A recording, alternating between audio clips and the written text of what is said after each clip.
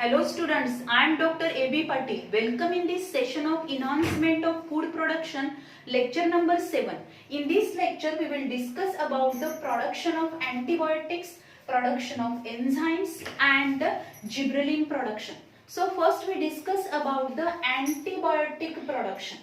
Antibiotics. What is the meaning of antibiotics? Anti means against and bios means living. The live forms means the chemicals which are produced by the some microorganism which are against the other microorganism. म्हणजे या environment मध्ये असे काही मायक्रोऑर्गॅनिझम्स आहेत, these microorganisms which having the ability to produce certain chemicals, and these chemicals which are help or these chemicals which act against the other living organism, and these chemicals which help to kill the pathogenic organism, and these are nothing but the antibiotics. त्यामुळे काय म्हटलं तर antibiotics म्हटलं. Antibiotics which are the secondary metabolite. आतापर्यंत जे आपण how the microorganisms play very important role in the industrial area, त्याच्यामध्ये आपण डिफरंट बघितलेले आहेत. That is the alcohol production आपण बघितलं. आता अल्कोहोल प्रोडक्शन असेल किंवा अदर कंपोनेंट मध्ये पण काय असणार आहे, how these organic acid production असेल, how these micro organisms which play very important. Already we know that microorganisms during their growth and development they produce different chemicals. Some chemicals or the primary metabolites which are produced by these microorganisms which help in the growth and development of these microorganisms. त्या microorganism च्या growth साठी हे primary metabolites use केले जातात. त्याच्या बॉडीमध्ये ज्या काही बायोकेमिकल रिएक्शन्स होणार आहेत त्यावेळी फॉर्म झालेले जे काही मेटाबोलाइट्स असतील ते त्याला युजफुल असणार आहेत. These are used by the microorganism itself. But when the secondary metabolites which are produced by the microorganism, these secondary metabolites which are not used by the microorganism, and these secondary metabolites which are useful for the various purpose. And so whenever there is a production or when the scientists know that is microorganism having the ability to produce the certain chemicals and secondary metabolites, these secondary metabolites which are beneficial for the human being and they are used for the different purpose. So these antibiotics are also the secondary metabolites, and these secondary metabolites which are used for the different purpose, especially these are used to kill the pathogenic organism. Pathogenic organism ना kill करण्यासाठी ते वापरले जातात. Most antibiotics are produced by the actinomycetes, streptomyces and filamentous fungi. बरेचसे antibiotics जे असणार आहेत, these antibiotics which are produced by the filamentous fungi as well as some actinomycetes, streptomyces and filamentous fungi which having the ability to produce the different antibiotics. Along with the fungi, some algae and the bacteria, different bacteria which also having the ability to produce the antibiotics. And when these microorganisms they are grow in the growth medium, they release these chemicals or the secondary metabolites. These are nothing but the antibiotics, and in presence of these antibiotics, other microorganisms which cannot grow or their growth which can be prevented. And the discovery of these antibiotics which can be takes place accidentally, means first antibiotic which is discovered by Alexander Fleming. Alexander Fleming discovered the first antibiotic penicillin in 1929. When Alexander Fleming working on the Staphylococcus aureus, Staphylococcus aureus या pathogenic bacteria वरती जेव्हा तो काय करत होता, working सुरू होतं. During his experiment, whenever he inoculated this pathogen, but there is a one petri plate which is not washed properly, and in this petri plate there is a growth of Penicillium notatum. But in this petri plate, whenever there is a inoculation, means culture medium त्याच्यामध्ये pour केलेलं होतं आणि त्या culture medium या petri plate मध्ये पोर केल्यानंतर ही petri plate properly wash झाली नव्हती आणि या कल्चर मीडियम वरती जेव्हा काय केलेलं आहे इनॉक्युलम that is the Staphylococcus aureus inoculum त्याच्यामध्ये इनॉक्युलेट केलेला आहे and after that Alexander Fleming observed that in that petri plate there is a no growth of these Staphylococcus aureus. Staphylococcus aureus ची growth झाली नव्हती because there is presence of Penicillium notatum and due to presence of this Penicillium fungi, this Penicillium fungi which release secondary metabolite penicillin, and in presence of this penicillium this growth of Staphylococcus which is prevented. त्याची growth prevent झाली, त्याची ग्रोथच तिथे झालेली नाही, means this penicillium which play very important role to kill this pathogenic bacteria. In this way accidentally this penicillin this antibiotic which is discovered by Alexander Fleming. Then in this way this Penicillium notatum has a antibacterial properties in relation to gram-positive bacteria. Then afterwards in 1940 E. Chen and H. Florey observed a relatively stable preparation of penicillin. म्हणजे या दोन सायंटिस्टनी परत काय केलेलं आहे 1940 मध्ये हे जे काय पेनिसिलियम आहे ते पेनिसिलिन काय केलं penicillin relatively stable preparation of penicillin त्यांनी केलेलं आहे. This penicillin which is use in the second world war. जे काय डिफरंट त्याच्यामध्ये सेकंड वर्ल्ड वॉर मधले जे काही सोल्जर्स होते त्या सोल्जर्सना बरेचसे वुंड झालेले होते, त्यांना जखमी झालेल्या सोल्जर्सना ट्रीटमेंट देण्यासाठी हे penicillin antibiotic which is use. So in this way this is the discovery of the antibiotic. So antibiotics which are produced by the microorganism and these antibiotics which are used in the medicine. Medicine जे काय medical आपण बघतो की medical science मध्ये असे number of antibiotics produce केलेले आहेत. These antibiotics which are use to treat the different diseases. वेगवेगळ्या प्रकारचे डिसीज जे असणार आहेत त्या डिसीज मध्ये ट्रीटमेंटसाठी हे वेगवेगळे अँटीबायोटिक्स काय केले जातात यूज केले जातात. स्पेशली जर आपण बघितलं antibiotics are greatly improved our capacity to treat a deadly diseases like plague, whooping cough त्यालाच आपण डांग्या खोकला म्हणतो, डिप्थेरिया आहे, गटसर्प असेल, लेप्रोसी असेल, त्याचबरोबर काय असणार आहे टायफॉइड आहे, pneumonia आहे and many other diseases. In these diseases for the proper treatment antibiotics which are given to the patient or these antibiotics are preferred by the doctor for the proper treatment. Then here we discuss about the some antibiotics and their microbial sources. This is nothing but the first antibiotic that is chloromycetin. This chloromycetin, their microbial source which is nothing but the Streptomyces venezuelae. जो काही Streptomyces venezuelae, this microorganism which having the ability to produce the antibiotics which is nothing but the chloromycetin. Then erythromycin which is produced by the microorganism Streptomyces erythraeus. Then the next antibiotic आपण बघितलं penicillin which is produced by the one of the fungus which is nothing but the Penicillium chrysogenium. This fungi which produce the antibiotic penicillin. Then streptomycin which is produced by the one of the microorganisms Streptomyces criceus. This bacteria which produce the streptomycin. Then the griseofulvin which is produced by the Penicillium griseofulvum. This fungus produce the griseofulvin.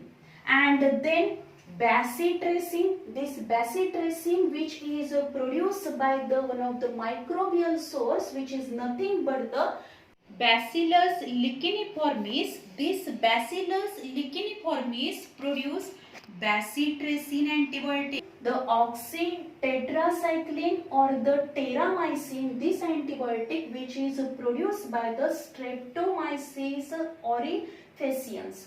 So these are the different microorganisms which play very important role for the production of these different antibiotics. There are number of other examples of the antibiotics which are produced by the different microorganisms.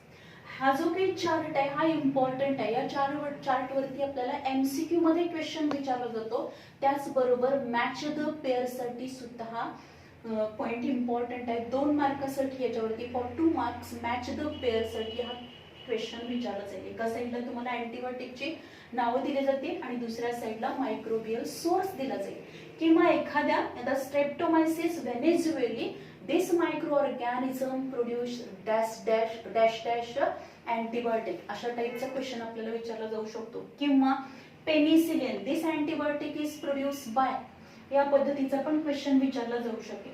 So this is important. किंवा complete the chart अशा टाइपचा पण question आपल्याला विचारला जाऊ शकतो. म्हणजेच एखाद्या अँटीबायोटिकचं नाव दिलं जाईल, त्याचा मायक्रोबियल सोर्स आपल्याला लिहावा लागेल किंवा मायक्रोबियल सोर्स दिला जाईल, अँटीबायोटिकचं नाव आपल्याला तिथं मेन्शन करावं लागेल. So this is all about the antibiotics, means the certain chemicals or the secondary metabolites which are produced by the microorganism which play very important role to kill the harmful or pathogenic disease producing microorganisms. And these antibiotics are produced by different bacteria as well as the different fungi. Then we discuss about the production of enzymes. Production of enzymes, already we know that all enzymes are proteinaceous in nature. सगळे enzymes हे proteins आहेत. And all these enzymes, as they are proteinaceous in nature, and these enzymes which are act as a biocatalyst, ते काय म्हणून act होणार आहे? बायोकॅटॅलिस्ट म्हणून act होतील. They promote the reaction more quickly at a body temperature and more efficiently. ज्या काही biochemical reactions आहेत, to carry out this biochemical reaction, to promote this biochemical reaction or to carry out this biochemical reaction at a body temperature as well as to carry out this biochemical reaction more efficiently, enzymes play very important role.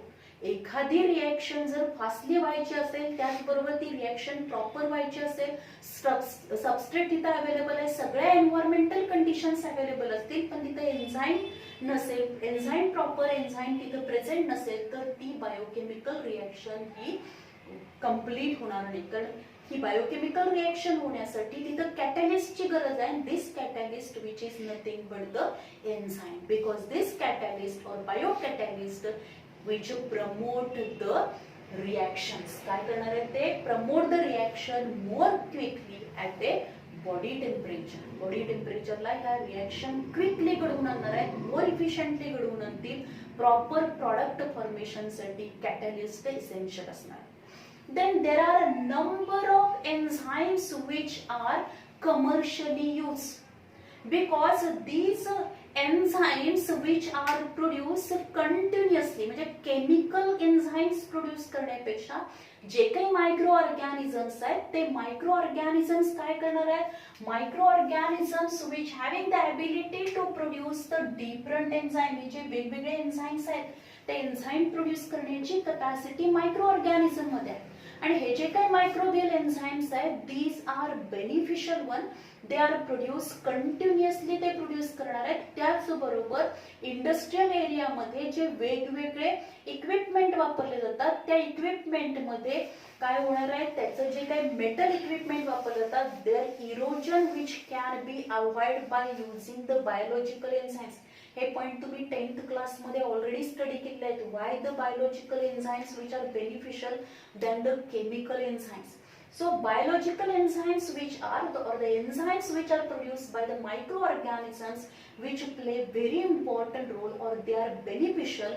So as the scientists know that the many microorganisms, there are different microorganisms which having the ability to produce the different type of enzymes, and by we can produce all these enzymes in the industrial level means commercial लेवलला आपण त्याचं जास्त amount मध्ये काय करू शकतो production करू शकतो and these enzymes which are use in the different industries for the production of the different products which are in the human welfare. And for that purpose, these enzymes which are produced in the industries at a commercial level असे वेगवेगळ्या प्रकारचे enzymes produce केले गेले. These are nothing but the some enzymes चे example आपण बघू शकतो. Amylase enzyme आहे, then cellulase enzyme आहे, then the protease enzyme आहे, lipase आहे, pectinase enzyme, then the streptokinase enzyme आहे. All these are the some examples of the enzymes. Here we discuss about how these enzymes play very important role in the different industry. वेगवेगळ्या industry मध्ये enzymes कशा पद्धतीने त्याचा role करणार आहेत. If you observe in the textile industry, पण जर textile industry मध्ये बघितलं, improve the quality of the fabrics, जे काही फायब्रिक्स आहेत त्याची क्वालिटी इम्प्रूव्ह करण्यासाठी तिथं काय केलं जाणार आहे, एन्झाइम्स यूज केले जातात. Some enzymes which are use in the textile industry to improve the quality of the fabrics. fabric ची क्वालिटी काय करायची, इम्प्रूव्ह करायची, त्याच्यासाठी एन्झाइम्स ऍप्लिकेशन केले जाते. Then in pulp and paper industry, pulp and paper industry म्हणजे कागद तयार करण्याचा जो कारखाना आहे तिथं आपण जर बघितलं तर काय असेल, pulp and paper industry there is the enzymes are used for the biochemical pulping and bleaching. Bleaching purpose साठी म्हणजे अगदी आपल्याला पांढरा शुभ्र कागद जर अवेलेबल करायचा असेल तर त्याच्यासाठी तिथं काही सर्टन एन्झाइम्स अप्लाय केले पाहिजेत for the bleaching purpose and some enzymes which for the biochemical pulping साठी ते वापरले जातात. Then in food industries already we discuss about that is how the microorganisms play very important role in the food industry in the production of different types of the foods. मध्ये या micro ऑर्गॅनिझमचा कसा role असणार आहे, कारण आपल्याला माहिती की different micro organisms which play very important role, especially yeast, Saccharomyces cerevisiae, which carry out the fermentation process. And by this fermentation process, there is a production of the bread, then wine, beer यांचं काय असणार आहे, वेगवेगळे हे product तयार केले जातात किंवा त्याचबरोबर काही आपण ट्रॅडिशनल मेथडनी सुद्धा बरेचसे फर्मेंटेशन प्रॉडक्ट तयार करतो. तर तिथं सुद्धा हे जे मायक्रोब्स असणार आहेत ते मायक्रोब्स काय करतील, they produce the different enzymes. Then extraction of the substrate, extraction of substrate मध्ये पण एन्झाइमचा इम्पॉर्टंट रोल आहे. Means specially the extraction of the carotenoids and olive oil, olive ऑइलचं एक्स्ट्रॅक्शन करण्यासाठी त्याचबरोबर कॅरोटिनॉइड्स एक्स्ट्रॅक्शन करण्यासाठी तिथं काय केलं जाणार आहेत, enzymes which play very important role and these enzymes which are produced by the micro organism.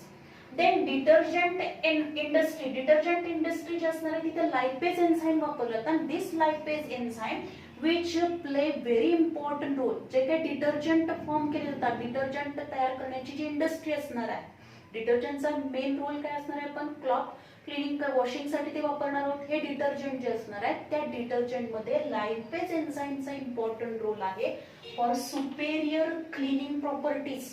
superior cleaning properties, increasing the brightness increase करणार आहे ते, removing of the oil stains, त्याच्यामधलं जे काही ऑइल स्टेन आहे, this oil stain which is removed as well as brightness increase करणार and superior cleaning property साठी हे लायपेज एन्झाइम हे डिटर्जंट मध्ये वापरले जातात. then the next असणार आहे, there are also some enzymes which are also used in the cosmetic industry. जे वेगवेगळ्या प्रकारचे कॉस्मेटिक्स तयार केले जातात ते कॉस्मेटिक्स तयार करताना सुद्धा तिथं वेगवेगळे एन्झाइमचं ऍप्लिकेशन केलं जाईल, ते यूज केले जाणार.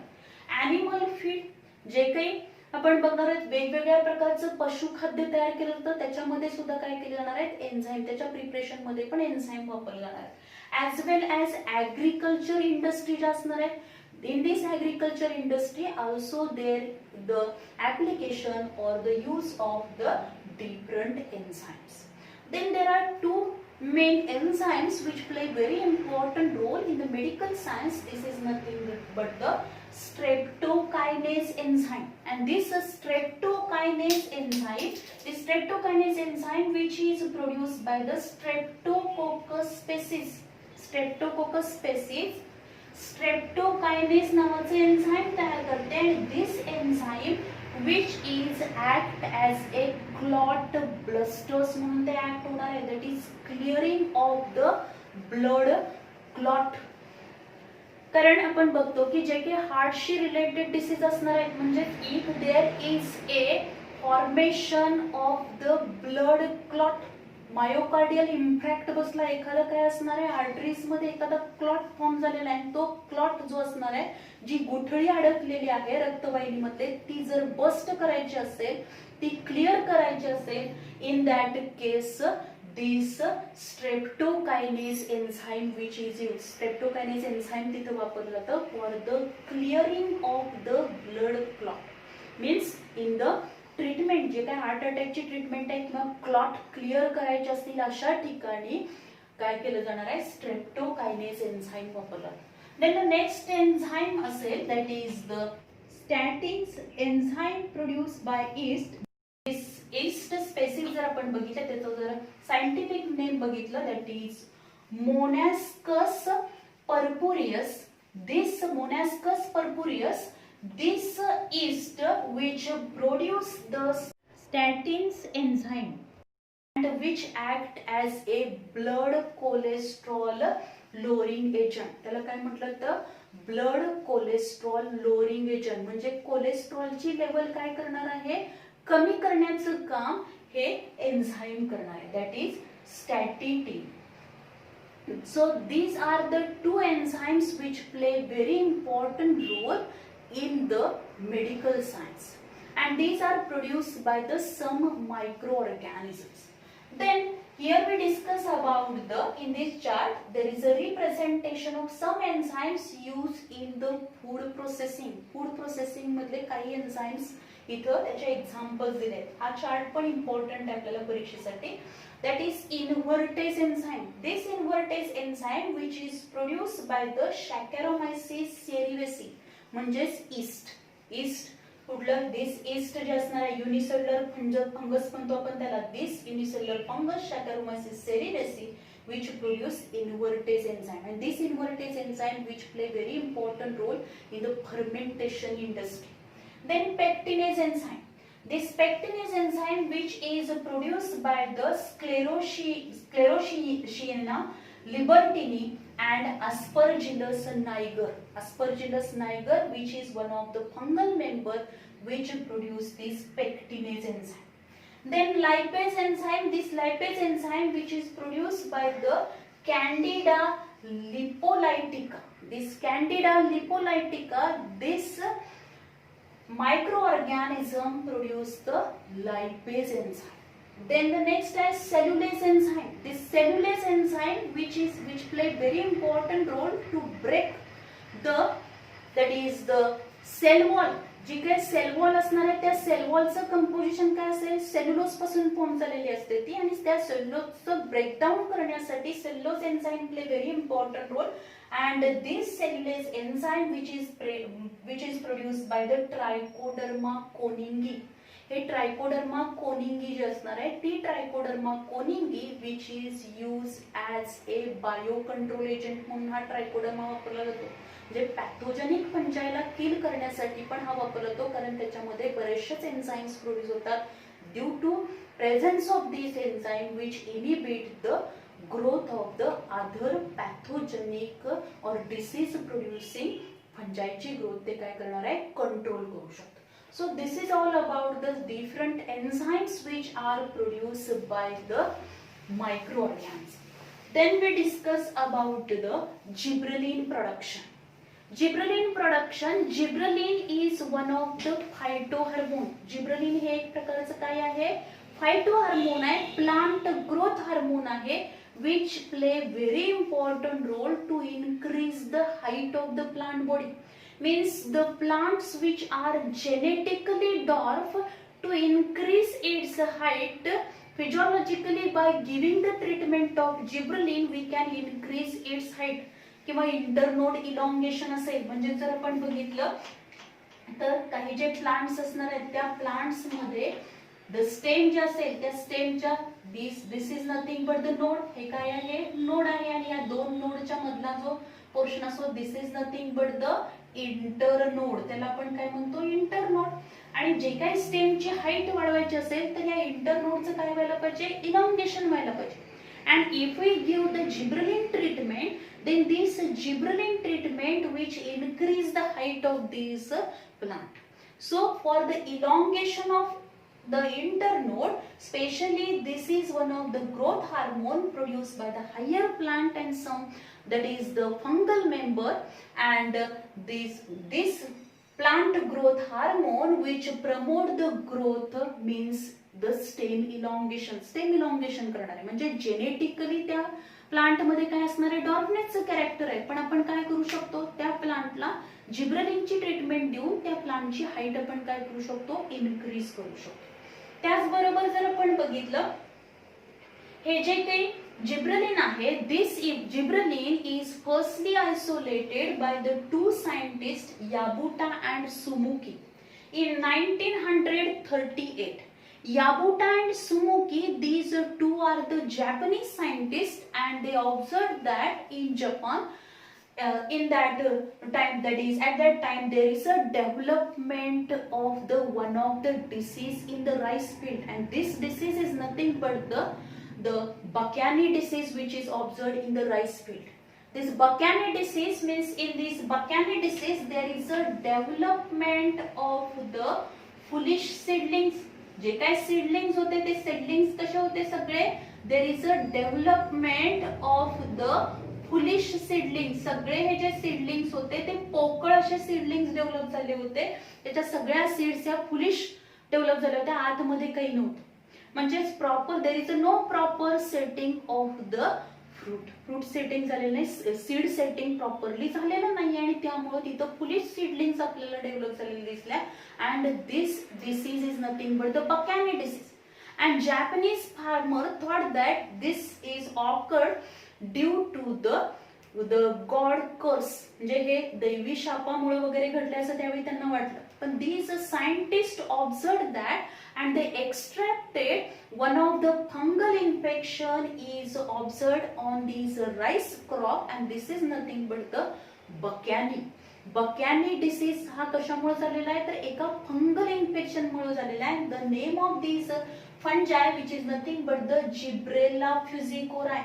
हा जिब्रेला फ्युजिकोराय नावाचं फंजायचं इन्फेक्शन तिथे झाले, त्यामुळं या राईस क्रॉपची म्हणजे या राईस प्लांटची काय होणार आहे, फक्त हाईट इन्क्रीज झाली आहे, पण त्याच्यामध्ये सीडलिंग्स हे कसे डेव्हलप झाले, जे काही सीड्स आहेत ते प्रॉपर सीडची डेव्हलपमेंट झाली नाही. And for that these two scientists Yabuta and Sumuki in 1938 they isolated the gibberellin from the Gibberella fusicora, and this Gibberella fusicora which infected the rice seedlings and produced one of the disease. Afterwards, the number of scientists involved in the work of these gibberellin isolation, and they isolated 15 different types of the, that is 15 different types of the GA, that is gibberellic acids, which are isolated only from these Gibberella fusicora. या फक्त एका Gibberella फ्युजिकोराय fungus पासून त्यांनी 15 वेगवेगळ्या टाईपचे काय केलेले आहेत, जिब्रेलिक ऍसिड जिब्रेलिन आयसोलेट केलेले आहेत, की जे थोडेफार केमिकली त्याच्यामध्ये व्हेरिएशन आपल्याला पाहायला मिळते. Then what are the functions, आणि त्याच्यापेक्षा जास्त जर आपण बघितले टोटल जिब्रेलिक ऍसिड जर आपण बघितले, there are the nearly 100 types of the gibberellins which are present, but only from the Gibberella fusicora फक्त Gibberella fusicora पासून 15 वेगवेगळ्या टाइपचे जिब्रेलिन जीए काय केलेले आहे, GA1 GA2 GA3 असे GA15 पर्यंत आयसोलेट केले, आणि बाकीचे जे असणार आहे ते वेगवेगळ्या प्लांट्स मधून हे जिब्रेलिक ऍसिड आयसोलेट केलेले असणार. Then what is the function of this gibberellin?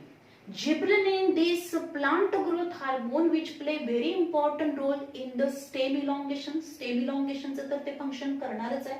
त्याच्याबरोबर काय करेल, parthenocarpy in the apple and pear.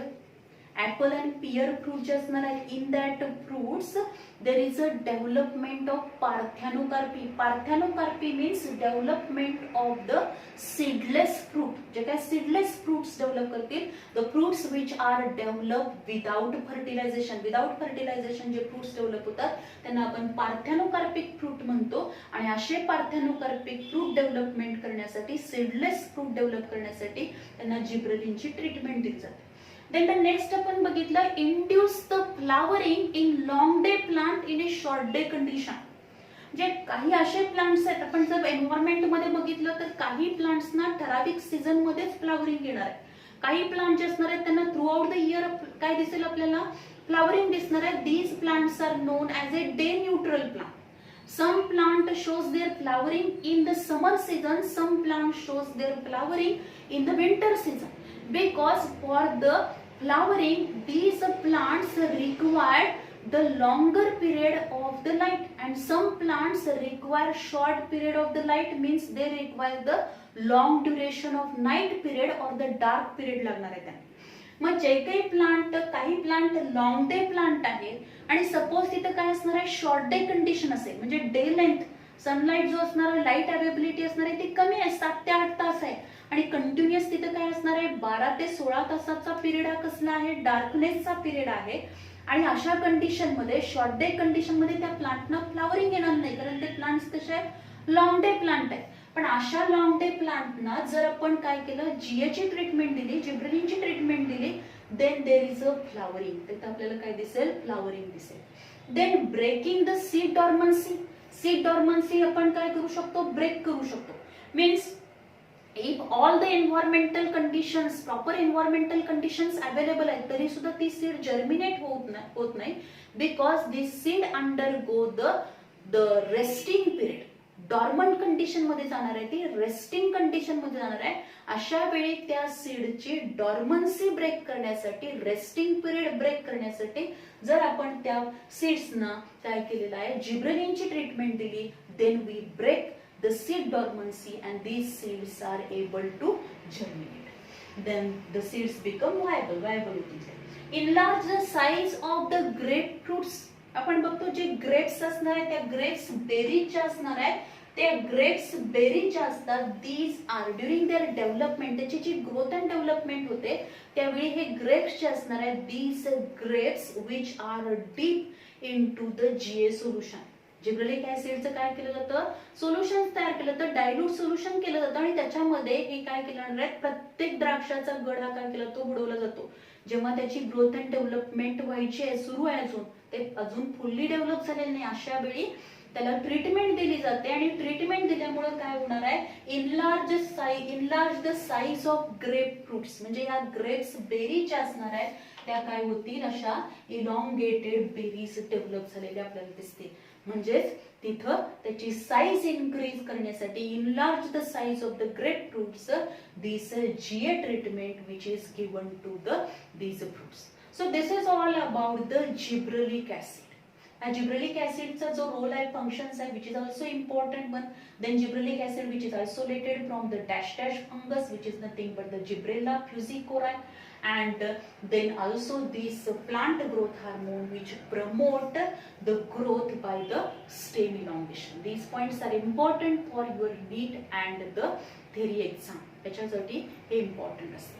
So in this way, here we complete the production of enzymes, then gibberellin production and the antibiotic production. Thank you very much.